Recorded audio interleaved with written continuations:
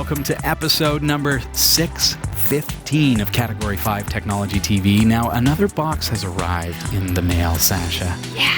And it arrived just like this. And I'm going to tell you, it's going to impress. I'm sure it is. Mm-hmm. We're going to get into this in just a couple of moments' time. I'll give you a hint. It's a single board computer, but it's not a Raspberry Pi 4. Stick around. This is Category 5 Technology TV. Our live recordings are trusted only to solid-state drives by Kingston Technology. Revive your computer with improved performance and reliability over traditional hard drives with Kingston SSDs. Category 5 TV streams live with Telestream Wirecast and Nimble Streamer. Tune in every week on Roku, Kodi, Plex, and other HLS video players. For local showtimes, visit category5.tv. Category5.tv is a member of the Tech Podcast Network. If it's tech, it's here. cat5.tv/TPN and the International Association of Internet Broadcasters, cat5.tv/IAIB. Welcome to the show, everybody. It's so great to have you here. This week, I have a nondescript, completely unmarked, yet tiny cardboard box to open. The unboxing. And believe me, this is exciting. Yeah. Imagine a world where a desktop computer would fit inside of this little tiny box. You built a computer once. Yes, I did. Remember how many large boxes it took? Many large boxes. Yeah. We had to do like 17 trips to the dump. Yeah. Sorry, recycling with all center. the recycling. Yeah. Now, tiny box. Yeah, I'm really, really excited about this. I'm going to give you a hint. It is not a Raspberry Pi 4. I'm going to give you another hint. It's better. So you want to stick around. We're going to unbox that. We're going to get a look at it, and we're actually going to connect it all together, and we're going to give it a test and see how it operates as a desktop computer, we're going to say. We'll just call it that. It's going to be an awesome show. Mm-hmm. Before we do get into it, though, I want to remind you, make sure you subscribe to us on YouTube. And also, don't forget to click that bell. That will make sure that you get the notifications every time we're live or when we post any great new videos. Right. Like this one. Yes. Maybe that's how you got here. Thank you for subscribing. Like and subscribe. Yes, exactly. Okay, well, I'm going to get right over to our unboxing table here because this one is something we got to get right into. There it is. Ladies and gentlemen, let's get into the box for what is the Khadas VIM3. First thing I see is a USB-C cable. That's going to presumably power this thing. We've got, let's see here. Looks like some thermal interface pads. One. There we go. Oh, and look at that heat sink as well. So the Khadas VIM3 released the same day as the Raspberry Pi 4. Came with a power brick. There we go. Oh, and it's got the USB-C built right into it. Perfect. This one, on the other hand, is a 6-core Amlogic A311D SoC. That makes this 2.2 gigahertz on 4 cores, 1.5 on... no, 1.8 on 2 cores, but 6 cores, folks. We've got a screwdriver here and the DIY case. Nice. I love the design, and this was the metal base plate as well, this particular model, and it's going to presumably keep things a little cooler. What have we here? Well, considering the VIM3 has infrared, 2-channel infrared, we may as well have a Khadas remote control for, say, Kodi or Libreoffice or even Android. I like it. That would work perfectly. And the moment that we've been waiting for, the SBC itself, so the single board computer. Look at all these accessories that fit in that little tiny box. This single board computer has between 2 and 4 gigabytes of RAM. Now, what sets this apart beyond the now, obviously the SoC is part of this. The A311D is not only a 6-core processor, big little, but it also has a 5.0 TOPS neural processing unit. So if you ever want to get into AI development, this is the board. So we get a lot of power out of this thing, and Khadas is doing some amazing stuff for AI development for makers. even if you're just interested in checking it out. Look at that board. Amazing how much they can fit onto these things these days. Just beautiful. So we've got the micro SD there at the top, your top, as well as the gigabit Ethernet. I've also got this the M.2 and some camera connectors. Did I say M.2? I did. We've got antennas for AC, Wi-Fi, and Bluetooth 5.0. We'll get into those specs. And there you have it. We've got one USB 2, one USB 3. Just clear my work area here a little bit. So I'm not sure how to distinguish the two USB ports. They look the same, but there's a USB. That's the USB-C for power, full-sized HDMI, gigabit Ethernet, and another USB. And one of those can be 3. I've got tactile momentary switches there, power, function, and reset. And then we've got a 40-pin GPIO as well. Perfect for the AI maker or general maker anyways. There you have it. So I want to actually put this into the case, Sasha, that I was showing you there. Mm-hmm. So through the magic of television, I can just kind of skip forward, and I've got all the parts ready to go. Couple more specs for you. We've got 4K HDMI and 1080p MIPI DSi. They can be used at the same time for up to 2 displays. They're independent of one another. One of them can actually be touch as well with the built-in TP connector. Is that some sort of like thermal thing? Or? That is a thermal pad to put onto the SoC here, the system on chip. Oh, okay. Basically the CPU of a single board computer. That's going to make good thermal contact between the heatsink right here and the processors and things like that, right? Now this antenna is going to get in the way here. And it looks like what I actually want to do is put it in the case first, because the screws that I put in to mount this is in fact going to hold the motherboard into the case as well. Right. Got a whole bunch of screws. It's just figuring out which ones we need to use. Some may be extras. That Wi-Fi that's built into this as well, it's 2T2R, which means, and it is AC, it means that it can transmit and receive on 2 channels simultaneously. So presumably we're going to get some really good speed and signal out of that. We've got these built-in antennas as well. We've got, let's see, support for mainline Linux kernel. And in fact, it does support kernel 5.0 and higher. So we're not going to have any trouble with the latest and greatest. So let's see about getting this in here. I just want to be careful because there are, a lot of little resistors and everything else on this board. And these antennas are really getting in my way, Sasha, to be honest. I think what I'm going to do is see if I can... Yeah, these look like the little SNC connectors. So there, yes, I can actually remove that one, push this one aside. No problem. That's going to help. Okay.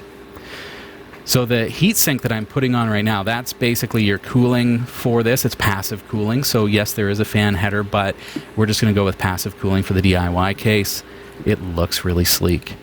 But I suppose with such a powerful little microcomputer, you could get away with going with active cooling. Is going to be a good idea. So I've got these screws here, and through the magic of television, I can speed this up. But these screws are a triangle. They are not Phillips screws. And it did include, Khadas included the screwdriver with this, so I have no problem here. But sysadmins, builders, makers, make sure you mark that as a Khadas screwdriver and keep that somewhere safe. Do not lose it. I can understand, I got thinking, why did they go and do something like that stupid thing, proprietary screws, where I can't just use a Phillips screwdriver? And I thought, you know what, this is a really professional SBC. This is not a Raspberry Pi, folks. This is what I would call something for the enterprise, a professional builder, someone who's really taking their building to the next level. I'm just going to reattach this connector for the antenna.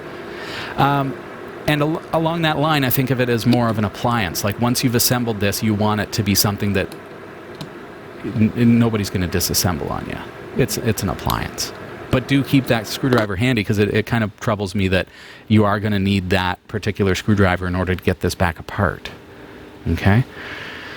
All right, so there's the case of the cover of the DIY case. That's how it fits together. I mean, it's a perfect snug fit. We've got access to those tactile buttons on the end there. You don't have to disassemble it or anything to have access to the buttons. The SD card is easily accessible. Everything is just meticulously designed. Meticulous. That's the word I'm going to use, Sasha. Yes. I don't think you're wrong. This is great. I'd have to say, like, this whole kit together is just an absolutely fine build. Very, very pleased with the build quality and the quality of the SBC itself. And there you have it, the Khadas VIM3. They're available for pre-order right now, and you can actually save $20 off of the retail price by going to their website through cat5.tv/VIM3 and just follow the prompts to either post on Twitter or Facebook. And when you do that, you're going to get 20 bucks off. I got some extra screws here. Yeah. It's like IKEA built this, but everything's solid and there's no other screw holes. Who knows? All right, so we got our power brick. There we go. And let's plug it in. And when we come back, folks, let's see if I can get this unwrapped. When we come back, I'm going to fire up the Khadas VIM3. And we're going to check out what we can do with this little bad boy. It's a single board computer that boasts itself as being powerful enough to be a modest desktop. Stick around.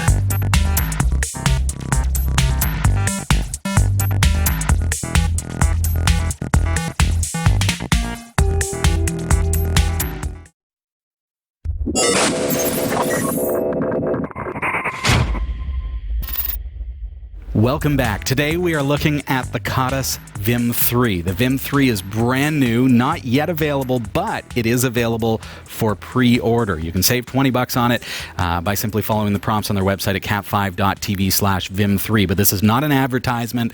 This is a review. Right. And this is unbiased. This is just, I want to see where we're at with something like the Khadas VIM3. Now, we're at this very, very interesting point here entering the third quarter of 2019. And what I'm seeing is this transition in single board computing. We've been kind of moving toward it. And I had this chat with Wukash from Pine64 when he was on the show. And we talked about how we're really progressing toward a point when single board computing is going to be capable of replacing the desktop. Not the big, powerful gaming computer. We're not talking about that, okay? Right, but we're talking the average desktop computer that you use just to be able to get online, get onto the, get on the internet, do your everyday surfing, word processing, that kind of stuff, right? And we're seeing that proven. Yeah. Yeah, well, that too. But we're seeing that proven. And now with the release of the Raspberry Pi 4, I was a little bit taken aback by the fact that they're marketing it as a desktop replacement. What? Like, be careful with our marketing here, because we do need to be very, very mindful that this isn't a single board computer. These are ARM-based devices. They're not Intel or AMD. They're not like AMD 64 compiled architecture. So there are some little caveats when you switch to ARM, because it's like that. It's this thing that's growing. Right. But we're now finally at that point when somebody like Raspberry Pi can feel confident to boast that this could be used as a desktop computer. But on the same day that the Raspberry Pi 4 was announced, the VIM3 was also announced. Now, they had been leading up to it, but that was the day of the drop. Like, here are the specs. This thing is astonishing. So this also has the NPU. So that's the neural processing unit. So think about AI. That's going to, the VIM3 is capable of doing AI tasks. Okay, so this is a whole new era for computing, and it fits in a single board computer, but with 6 cores, 4 of which run at 2.2 gigahertz.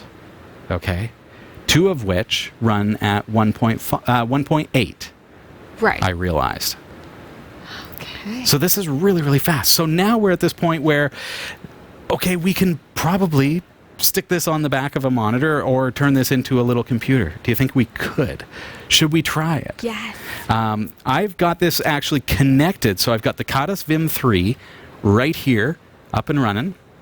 It's hard to get it into a shot, but I have the HDMI output from that going into a KKSB 13-inch, what is a Raspberry Pi screen. But of course, it will work with any HDMI device, so it's perfect. So I'm going to switch. I've actually got it up on my screen here, and I'm using that as my computer tonight just to see how it performs. I just want to say, before I switch over, when the VIM3 arrived, it had Android Pie on it. Okay, it runs amazing. It's like the fastest set-top Android device I've ever seen. But here's the other thing: there was no extra junk, none. There was no like new interface or replaced interface and a whole bunch of or whatever stuff that the manufacturers had thrown in there. It was like the cleanest, most streamlined Android install that I'd seen. It came pre-installed, but then I started playing with it and I started installing other OSs, Ubuntu, Debian, NEMS Linux, everything else onto the VIM3, thinking, oh yeah, I can install Android again. But Android hadn't yet been released. It came on the board, but the image file hadn't been released so that I could download it and re-image it. Right. However, but it is, by the time you get your VIM3, it will be available to you. So Ubuntu is available, Debian is available, Armbian, all that kind of stuff. NEMS Linux is available for it right now. But let's jump on and let's see how it performs. So this is Ubuntu Xfce for the VIM3 from Khadas. And immediately what I notice, and we've looked at other SBCs before, but I mean, the immediate feeling is that it responds just like my computer. Like I don't feel any latency there at all. So here it is. Let's jump on the internet. I've already got my browser open. There's what we were talking about in the Discord. Let's head on over to pexels.com and let's get ourselves a nice background wallpaper, because that's what I'm going to want here. So let's say space background. So here I am in Chromium. This came pre-installed. I didn't have to do any fancy stuff to get it all set up. Ooh, I kind of like that tree sitting in the middle of the field there. Could I use that as my desktop wallpaper? It is really responsive. It feels really responsive. There's that number responsiveness where you do like benchmarks and you can look at numbers, and then there's that feeling of when I click it responds, when I click it does stuff, when I do stuff it does what I'm expecting. This feels responsive, so as I'm moving around it just feels like what I would expect. Let's go into show in folder. There we go. Right click on that. Let's see, and set as wallpaper. How does that look, Sasha? Great. Beautiful. Okay, one thing that I have installed is the GNU image manipulation program. I just installed that using apt. Look at how fast this performs. Oh my gosh. What? This is bananas. Can I just remind you, what you just saw is live on a single board computer right here. This big. Huh. I love this world of single board computers and how fast they're getting. Amazing. To be fair, this is a 1920 by 1278, so basically 1280p image, not a huge image. So that's to be fair. I just noticed that, but that is, I mean, it's responsive, right? It feels good. You can see how, like, clicking around, I'm just not having, there's no effort there. Okay, so happy with that. GIMP installed just fine. Didn't have any problems. The other thing that I did install was Super TuxKart, because I just wanted to know, like, would it handle games? And I have to say, you know, frame rate right now, not going to cut it for gaming. At least not 3D rendered games that have shaders and stuff like that. It's just not practical. But it boots, it runs, it's just the performance is too poor. Right. Is this the 2 gigabyte gig RAM version or the 4 gig? Yeah, I'm using the basic, which is 2 gigs of RAM and 16 gigs of eMMC. Okay. The Pro has 32 gigs of eMMC and 4 gigs of RAM. Okay. Okay, so make your choice, and those are the 2 models of the VIM3. Get your questions in. Sasha's watching the Discord. In the meantime, one thing I love to check, because it often fails me on a single board computer, is like, how does YouTube perform? That's important to me, because that's just one of those things that I'm going to use on my computer. Just for the sake of, I need to own the rights to it, let's go to our website, which uses YouTube. There we go. So everything seems to run just fine, just like anything. There's no gimmicks here. Like, it just feels right. Okay, so here's last week's episode. Yeah. It's playing. Let's bring it up in YouTube.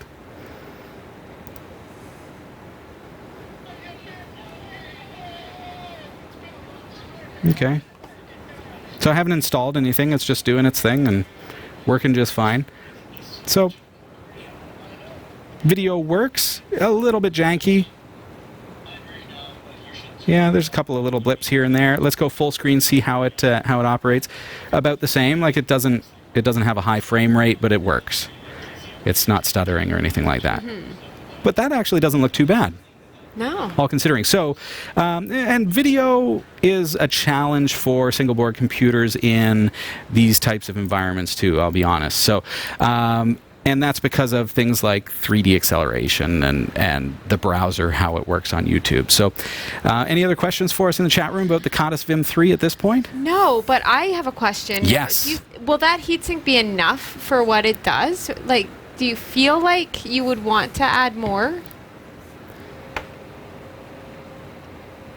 My hand is not a thermal sensor. Okay. But I'm just putting my hand right on top of it. I'll put my hand on the bottom, which is the metal. And it's hot, yeah. It's quite hot. My concern with the amount of heat that I do feel is if I did an M.2 and was using passive cooling, I may have throttling on my file system. So you probably want to have some active cooling at that point. Okay. These things are built to operate at a higher temperature than what you would normally have your computer running at, kind of thing. Okay. Because they're built. That's what they're built for, is these industrial purposes. But it doesn't feel like it's not burning me. It feels warm. But it doesn't feel like unsafe. No, anyway. Nothing like that. No, like, I've got my hand on it. I can feel the heat. Yeah. It's like a plate when you take it out of the dishwasher, kind of thing. Oh, okay. Yeah. Yeah. Perfect. So no moving parts when it's in the when it's passive like this. So it doesn't make any noise. There's nothing to it. Right. You can, while it's up and running, you can move it around, no problems. Sure. Yeah. Yeah, just don't pull the cables and everything else. So there's a lot of stuff that you could do with this. I mean, as I mentioned, this is it feels high-end. It feels like, hey, if you're a serious maker and you want to get into, take your game to the next level, it's got the GPIO, it's got the AI chip, it's got a much stronger SoC, it's got a lot of RAM, it's got a lot of eMMC built in. And it's also, keep in mind, the eMMC is built in. So when you're comparing pricing, the Raspberry Pi 4, and I'm only using the Raspberry Pi 4 because I know it's at the forefront of everyone's mind. We all are thinking of it because it was just released. It does not come with any storage built in, and it doesn't even have the capability to use eMMC. Okay? Right. This has the storage built in. So when you compare the dollars, think about the fact that it comes with eMMC integrated into the circuit board, plus it's got that AI chip, plus it's got some other fancy stuff. All right. Fairly fancy. Yeah. Marshman was saying, if you're running YouTube video, if you right-click on the video and then Stats for Nerds. Stats for Nerds is going to show us some stuff? I guess. Do we want to do that just to see what it tells us? Let's see. Let's go back to YouTube.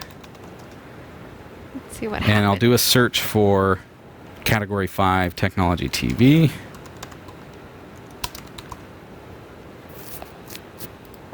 There we are. We're live. There's a picture of us right now. That's trippy. Super crazy. Nice.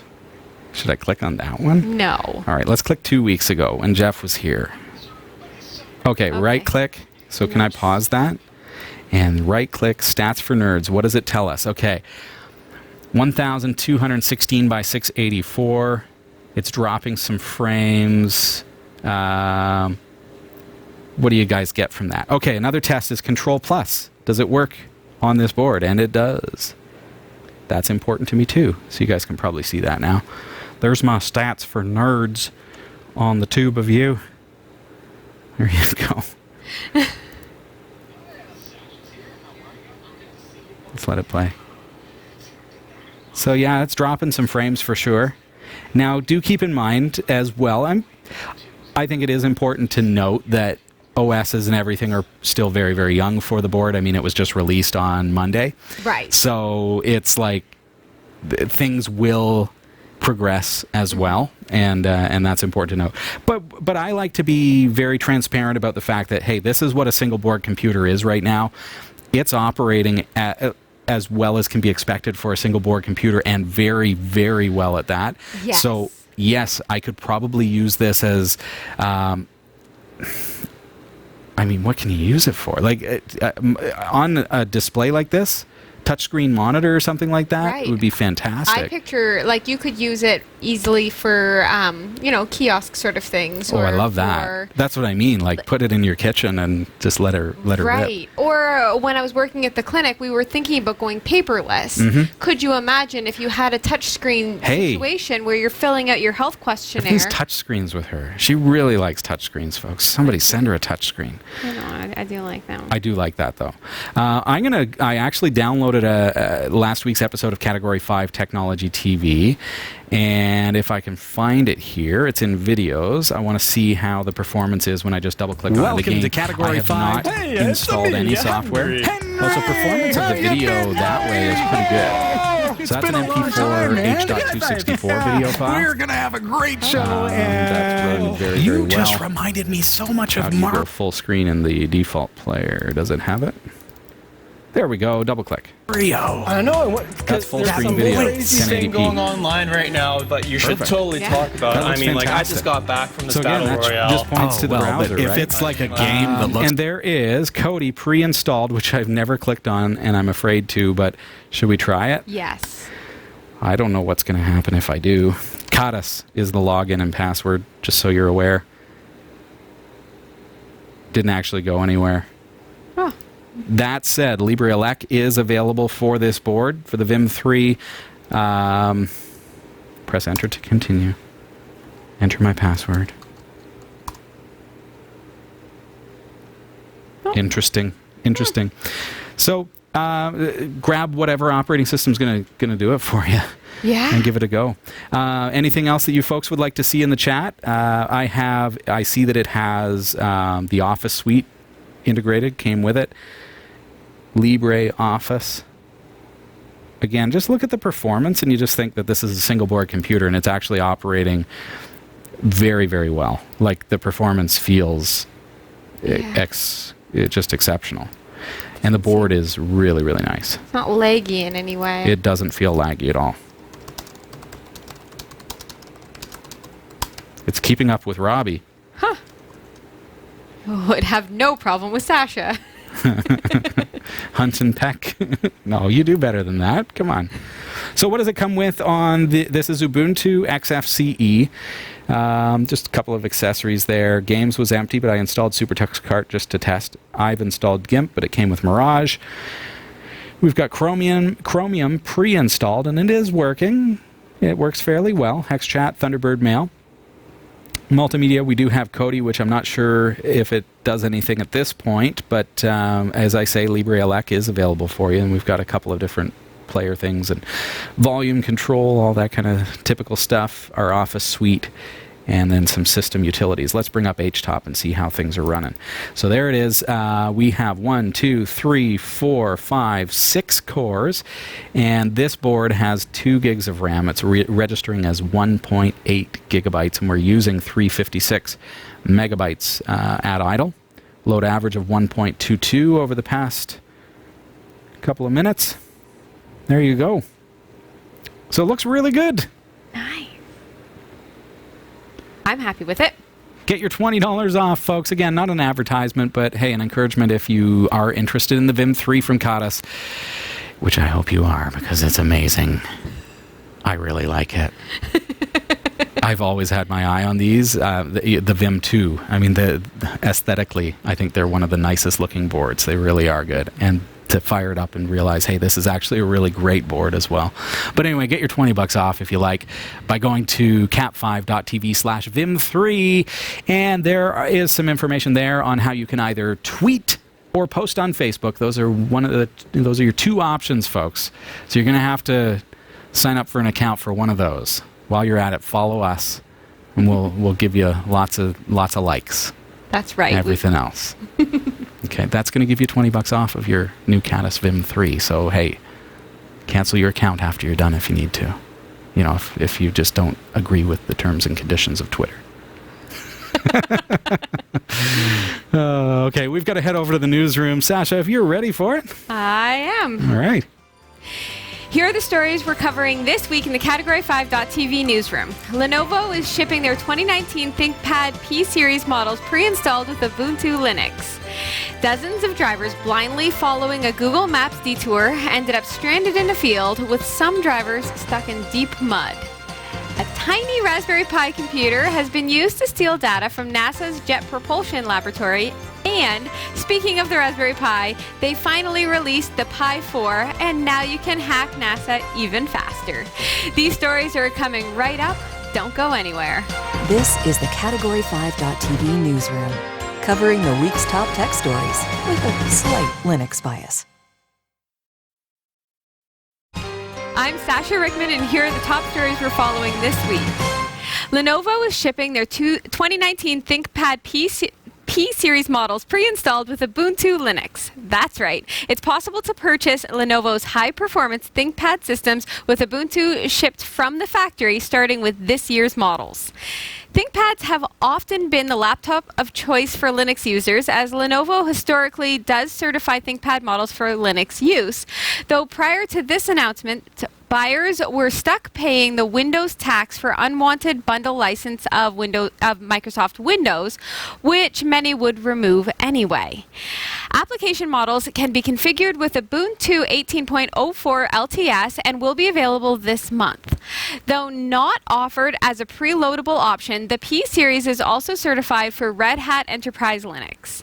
Lenovo announced 2019 models of the ThinkPad P73, ThinkPad P53, ThinkPad P53S, and P43S, as well as the ThinkPad P1 Gen 2 last week, powered by 9th generation Intel Core CPUs. The new models introduce OLED displays on certain units, as well as X-Rite Pantone factory color calibration, which is a significant bonus for content creators and designers. The P-Series ThinkPads are closer to a desktop replacement than anything else, as these units come with more expandability options than the T or X series and higher performance NVIDIA graphics. Buyers can also upgrade to Exon Xeon mobile CPUs on the P-Series. It is yet to be seen if this option will be extended to other ThinkPad models. I was so excited about that I could not talk. Yeah, all right. Exxon. I said Xeon, didn't I? You said Exxon Xeon. Oh, You said both. I said both. You said both. Oh, yeah. I'm excited to see Linux Desktop available on a commercial, like a very good commercial laptop. Yeah. And we've seen it happen before, but as people progressively get used to that availability, maybe we'll start to see more adoption. Mm-hmm. And these days, really, Linux is ready for mainstream. Yes. The desktop is ready for mainstream, especially if they, let's say, keep a good relationship with Steam and so on and so forth. Maybe, Then wink, wink, nudge, nudge. Yes. Because then you've got all your games and everything else. So that's really the one drawback if you switch to Linux, is losing access to your games. Mm-hmm. Well, not if you use Steam, so presumably that's not a problem anymore. Oh, that would be great. And Lenovo makes some good hardware. And those sound like sweet machines, too. I like this story. Are you going to buy one? Probably. No. Last time when we did a news story about VR, what happened? I bought a VR She bought a practically VR. immediately. Like 2 weeks later, I was like, guess what I have now? It's horrible when I get excited about a news story and then it just gets in my brain and it marinates. And This is how we pay for the show, folks. We just do news stories that and are then like... I just buy things on affiliate links So- and then bingo bango. The next story is about a Tesla. Not really. Good. Dozens of drivers blindly following a Google Maps detour ended up stranded in a field, with some drivers stuck in deep mud. The Colorado drivers learned a hard lesson about technology after the Google Maps detour led them astray. One of the drivers involved, Connie Monsees, reported that she was stuck in traffic on her way to the Denver International Airport, so she turned on Google Maps to see if there was an alternate route to get her there. The app suggested a route that projected to save 20 minutes on her commute, but it didn't take long for her to begin questioning the almighty Google's wisdom as the road she was on suddenly turned from pavement to dirt, which had become a muddy mess due to a recent rainfall. She said that at the time she thought, all these other cars are in front of me, so it must be okay. Soon, though, some of those drivers in front of her began to get stuck in the mud. She went on, why did Google send us out there to begin with? It just didn't make any sense. There was no turning back once you were there. Monsees said the road was clearly private and not meant for regular commuters, but Google said that the road was not marked as private on their system. Jason Luber, a local traffic reporter who is related to Monsees, said drivers shouldn't be so committed to what their phones are telling them. Quote, Google Maps isn't perfect, he said. You need to know where you're going, end quote. And that's why he's sleeping on the couch this week, guys. That's right. Okay, so... Oh my goodness, the best scene from The Office ever was Michael Scott driving with Dwight Schrute, and the GPS was telling him, turn right, or whatever it was. And Michael's like freaking out, and he's like, okay, all right. And he turns right, and he just drives right into a lake.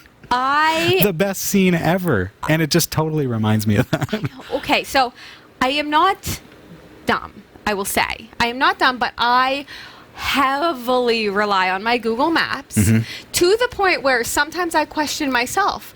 Like it says, your destination will be on the left. And I think, there's nothing on the left. I bet you my destination is on the right. But I think to myself, maybe I go further to the left. Like for a second, like I just trust so much in Google Maps, and it's just because they get me to the right spot more often than not. Yeah. But I use it on the daily for my job because I just get sent into the community. I'm given an address, put it in my Google Maps, and well, bam, what if I end up stuck on a muddy road? Yeah. So it's got to be technology plus common sense.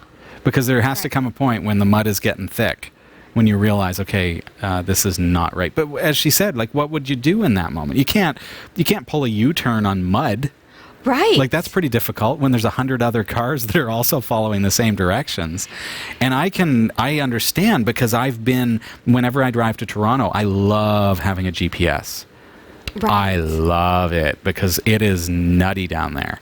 And I'm such a small town boy when you see me driving. Like I'm just when I get 10 and 2 and oh yeah, but I'm a good driver, but I would just get so lost in those roads that just go every which direction. yeah, I love like Google Maps tells you which lane you should be in. Like Sure. take the middle lane and follow it. Yeah. My GPS is constant. You are going too fast. Oh, really? Oh yeah. Oh, mine does not. And I'm parent like, me. shut up, man. I'm flowing with the traffic. Now, you can go in and amend, and I haven't done it, but I know people who have, and I really should when I notice something wrong. When you notice that the destination is on the wrong side of the street, or if it's taking you to the wrong entrance, you can edit. So somebody just needs to edit that road as private. Oh, okay. Right. I'll bet you somebody's done that now. Right. Or somebody edited in the wrong direction and it just slipped past the Google editors, right? So, but it just is a collaboration of people that are trying to get you to the best spot, and nobody intentionally puts you in a muddy road. And I'm sorry you probably missed your flight.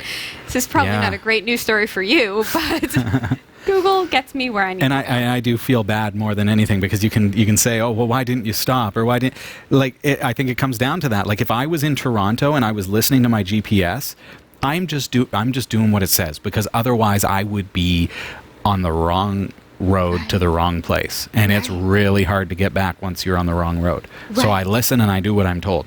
We have gotten into like slight spousal disagreements in the car when Dave says, why are you going that way when it's so much faster to go the other way? I'm like, because it's what Google said to do. I just want to listen to the machine. And he drives his motorcycle, Oh, so he's he's a like, way he knows exactly. He knows every street, and Yeah. he knows directions like with his eyes closed. Yeah. And I'm just like, tell me where to go, Google. Oh dear. A tiny Raspberry Pi computer has been used to steal data from NASA's Jet Propulsion Laboratory. An audit report revealed the gadget was used to take about 500 megabytes of data. It said 2 of the files that were taken dealt with the international transfer of restricted military and space technology. The attacker who used the device to hack the network went undetected for about 10 months. The malicious hacker won access to the Jet Propulsion Lab internal network via the Raspberry Pi by hijacking its user account. The report said that although the Pi had been attached to the network by the employee, lax controls over logging means that NASA administrators did not know that it was present. This oversight left the vulnerable device unmonitored on the network, allowing the attacker to take control of it and use it to steal data. Once the attacker had won access, they then moved around the internal network by taking advantage of weak internal security controls that should have made it impossible to jump between different departmental systems. The attacker has not been identified or caught. The stolen data came from 23 files, but little detail was given about the type of information that went astray. The audit process revealed several other devices on the JPL network that system administrators did not know about. None of these other devices was believed to be malicious. That's scary. So just an employee plugged it in and... Well, an employee plugged in a Raspberry Pi, which no doubt had the default username and password, most likely, like Pi Raspberry, right? You don't necessarily think about it on an internal LAN, but as soon as it's accessible, well, now you're done. And it's not a Raspberry Pi thing. This is the very problem with ransomware these days and things like that, because people have computers that are unprotected on their network, and if a hacker can get access to one of them, now they have access to everything. In this case, they realized, hey, I'm into NASA, I'm going to steal a bunch of data. Well, they could have encrypted all their files and shut down the space program. They could have done that. There's all kinds of, it's not a Raspberry Pi issue. It's just, hey, a Raspberry Pi is very convenient. Little device. You could hide it anywhere, right? I'm shocked. Very lax security. That's what I was going to say. I'm shocked that they have such lax security. I mean, even Eset Endpoint Security Center and Eset Security Management Center. I keep changing the acronyms. Eset Security Management Center is like the latest version of Eset Remote Administrator, version 7.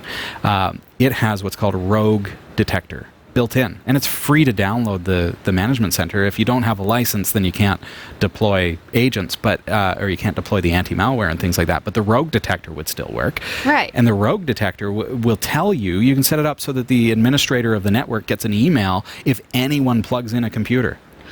Because if you're relying on like a DHCP pool, like that's no good. So does NASA just not know to do that? Presumably. That seems silly, NASA. Yeah. That's weird. Like, there's a simple fix to this. I think... Super simple. Right? Call Robbie. Yeah. That's what I do. That's one way. Yeah. Wow. I'd be slapping them and say, look, they're lucky. They are really lucky they didn't get hit with ransomware. Gee. There are cities right now that are without computers because ransomware. Right. Because and they they've left found, what, things 23 other devices that weren't malicious. Sure. Right. Somebody brings a device from home and plugs it in or puts it on the Wi-Fi, and all of a sudden it's a new device. But as I say, like if you're watching the DHCP pool to see what IP addresses spawn up and what MAC addresses are connected to your network, that's not viable. What if someone sets a static IP address outside of the pool or on a different block, like different subnet? Well, you wouldn't even know. So a rogue detector will actually tell them if there's devices on the network that they don't know about, which is very, very important. That's like rudimentary. I'm talking that's free. So NASA, call Robbie. just do something. Like and subscribe. Yes. Give us a thumbs up if you work for NASA. And speaking of the Raspberry Pi, they finally released the Pi 4, and now you can hack NASA even faster. The Raspberry Pi 4 has arrived, and you can finally get a Pi with more... A P? A P. Should I start again? No. No. The end of the teleprompter does get slightly cut off. I did not see. And pi somehow became P. It's only a P I see. Yeah, the story is clearly about a Raspberry Pi. Clearly. Sorry, I didn't mean to interrupt. Go ahead. Yeah, and you can finally get a Pi with more than 1 gigabyte RAM. At the heart of the Raspberry Pi 4 is a 64-bit quad-core ARM Cortex A72 CPU running at 1.5 gigahertz. It's paired with a selection of memory options, 1 gigabyte, 2 gigabyte, or 4 gigabyte RAM. The new processor, when paired with 4 gigabytes RAM, is advertised as being able to deliver a desktop-like experience. CPU-heavy tasks like game emulation will definitely see some notable improvements on the new chip versus the older, slower ones in earlier models. But this still leaves the Raspberry Pi with less impressive specs than even last year's releases from Pine 64 or Odroid. The Pi 4 does have 2 micro HDMI ports though, so if you'd like, you can connect up to 2 4K displays with a single Raspberry Pi 4 device. This is made possible courtesy of an improved Video Core 6 GPU. The GPU can also handle H.265 4K P60 hardware decoding. That should help improve video playback on Plex Pi systems where H.265 would previously cause excessive stuttering. The new Raspberry Pi 4 finally introduces true gigabit Ethernet to the Raspberry Pi lineup rather than that USB piggybacked gig controller that only gave us a third of the speed. There's still no eMMC support, which is disappointing, but all in all, for $55 US, just for the 4 gigabyte board alone, the new Pi 4 is a big upgrade over previous models at a reasonable price point, with specs that bring the Pi a little more in line with offerings from other SBC manufacturers. We've been waiting so long for this. Yes. And it's finally here. It is actually, it's pretty impressive for a Pi. Like it's blowing away the older Pis for sure. Yes. And I think RetroPie needs a little upgrade. And by that I mean we need to upgrade our systems. That's going to be awesome. I think Raspberry Pi 4 for RetroPie is going to be excellent. Yes, screaming. Mm-hmm. I'm not sure if the 4 gig is available yet. I haven't been able to find it. Oh, it is, yeah, because Marshman in our community received his. Here in Canada, though, we always have this with Raspberry Pi. Like, it's available in the UK, the US sees it next, and then Canada gets it eventually. Well, we start seeing them on Amazon for inflated prices by third-party sellers. And finally, 2 years later, we start to be able to receive them directly from CanaKit and stuff like that. Hopefully CanaKit will be on the ball this time around with the Pi 4, because I'd really like to be able to get my hands on like a 4 gig model and put it through its paces and see how it performs. And giggle score it.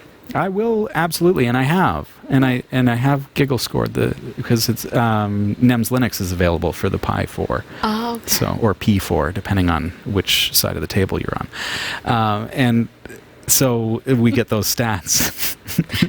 And it's performing very, very well. It's probably the #1 board right now as far as like giggle value and the actual performance ratio. It's really doing well. Which is great. It really is. Yeah. I'm going to take a real quick look at what CoinGecko shows us about the cryptocurrency market. You'll remember that last week we had a big interview, and so we were unable to fit in the market report, but here we are. So this is 2 weeks later. These are how the numbers have changed over the course of 2 weeks as opposed to our regular 1 week gap. So Bitcoin, we've seen that go up a couple of grand, Sasha. So if you invested in it 2 weeks ago, it is now trading at $11,390.88 per Bitcoin. Facebook Libra, we still do not see it on the exchange, so it's still valued at 0. Litecoin, and I should say Facebook Libra, we are monitoring so that when it does hit, we're going to be the first to know. You're going to be the first to know. Litecoin is sitting at $118.58 US dollars, and that's a loss of about $10 a week over the past 2 weeks. Ethereum is up to $294.26, nearing that $300 threshold, gaining $26.17 in 2 weeks. Monero, its fiat value right now is $88.12, losing $11.68 over the past couple of weeks. Torque and Turtlecoin, both sitting about where they were because they're so tiny. We should start doing like how much 10,000 Turtlecoin are worth. I know. That's how we should like I feel like we figure should it have out. like, remember like in All of a sudden, the Price is Right, they have like those little games like the Oh, Mountain there Climber. you We go. need to have like that for with a Turtlecoin turtle. with a turtle. Yeah. Yeah, and if we multiply it by like 10,000, then we all of a sudden Turtlecoin's worth $4, and people be like, "What? What That'd happened? be mind blowing. I have 1 million Turtlecoin." You know, it'd be wow, $4 million. Torque is at 1.13. That's a gain of 0.18 ten-thousandths of a cent, and 1.13 ten-thousandths of a cent per coin. Turtlecoin, also not quite as valuable as a Bitcoin right now. 0.95 ten-thousandths of a cent. Not even a 10,000th of a cent. That is But it's consistent. exactly. It is consistently slow, tiny. slow and steady. But that Very means it's slow. easy to mine. It's Right. still easy to mine. And if it's easy to mine, you can have lots of them. Right. And when the supply goes down, the value goes up. That's the presumption. yes. Maybe that will happen, maybe it won't. So just when you buy crypto or when you mine crypto, you just have to make sure that what you're spending on it is the same amount that you could spend on coffee in a day, in such a way that, and what I mean by that is when you drink a coffee, you're not getting that money back. Right. Don't plan to get that money back. Just it's something fun to try, and if you do get that money back 10,000-fold, then fantastic. Send us a TV. Yeah. That's right. That's all we need. That's all we need. Big thanks to Roy W. Nash and our community of viewers for submitting stories to us this week. Thanks for watching the Category 5.tv newsroom. Don't forget to like and subscribe for all your tech news with a slight Linux bias. And for more free content, be sure to check out our website. From the Category 5.tv newsroom, I'm Sasha Rickman. And I'm Robbie Ferguson. Thanks for being here this week. We've got to take a really quick break. We'll be right back.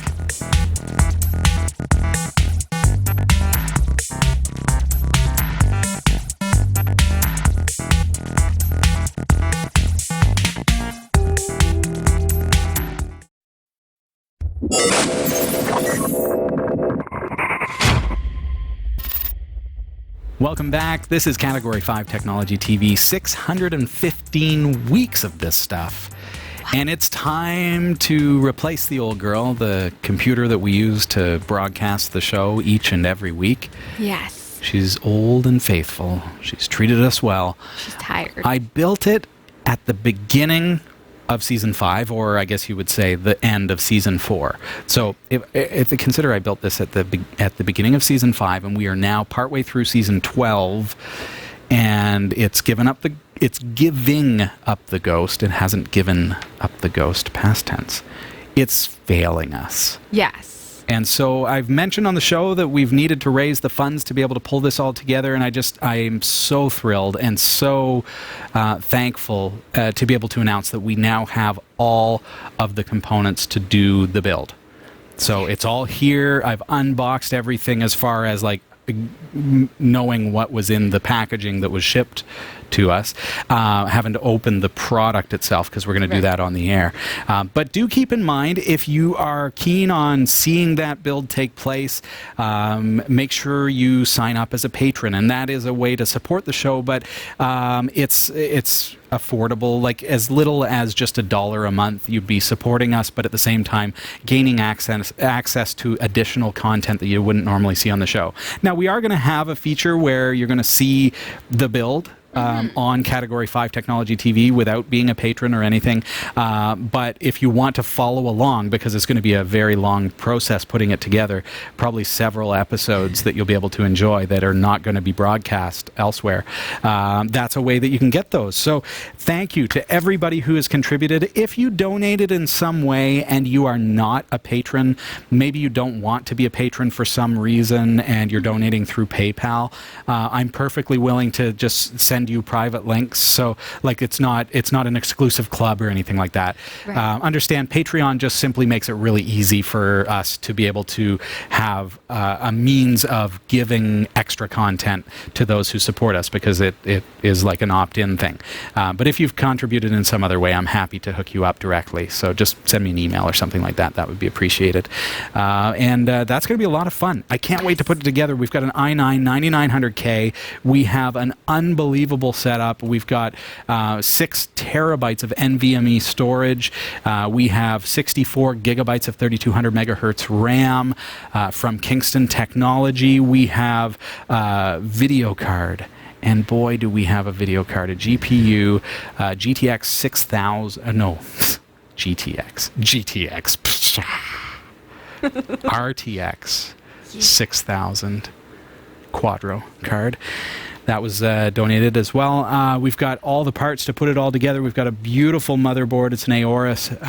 What is it called? Aorus Master from Gigabyte. And so, hey, this is going to be an amazing build. Yes. And so when I am finished putting that together, it's going to be the broadcast server, and that's how we're going to be doing the show.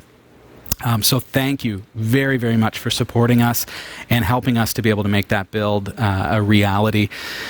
We are volunteers here at the show, and that is something that we needed to do, and we're doing it. So thank you, everybody.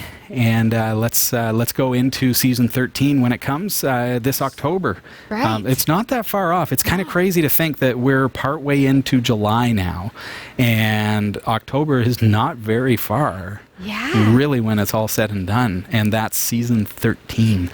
The lucky season 13. Should we jump right to season 14 like an elevator? Or call it like 12B. Season 12B. Season 12.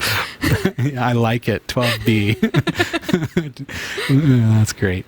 But thank you, everybody, for being patrons, for supporting us in any way that you've been able to. We appreciate that very much. We are on Twitter at Category 5 TV, or you can follow me personally at Robbie Ferguson. I promise I will entertain you. No doubt. If you are an Orville fan, you will love my feed. If you are a geek in any way, you'll love my feed. If you love single board computers, you'll love my feed.